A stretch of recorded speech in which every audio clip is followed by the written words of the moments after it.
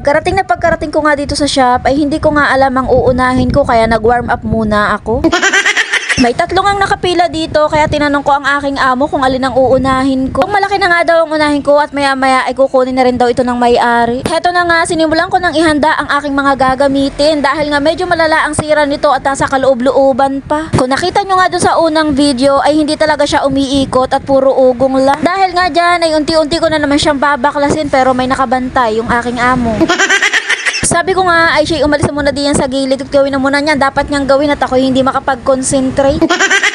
Ako kasi natataranta kapag may nakatitig sa mga kilos ko. Oo, ay amo ko yun. Pinalayos ko muna.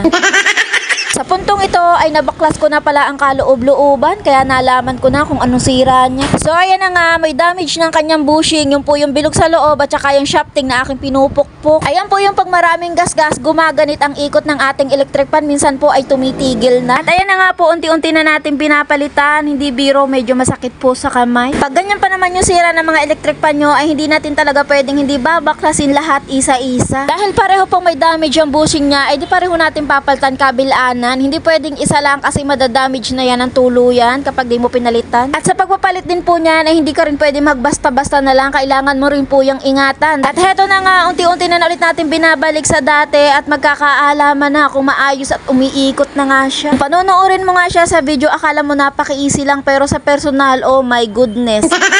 Sa puntong ito ay makikita mo nga ang maganda kong ngiti, ibig sabihin napagana ko nga siya. Dahil kanina hindi talaga siya umiikot at umuugong lang. Nung napalitan na natin ang dapat palitan, ayan na, dire-diretso na ang ikot. At nung sa tingin ko naman ay okay na siya, unti-unti ko nang ibinabalik ang mga pinagbabaklas ko kanina. At heto na nga, bago natin itawag sa may-ari na ayos na, ay kailangan muna natin testingin ng medyo matagal at umaandar siya. At sa puntong iyan ay napainom na lang talaga ako ng tubig dahil satisfied nga na nagawa ko na naman ang maayos ang aking trabaho. At kahit ganyan kadumi ang palad natin, worth it naman.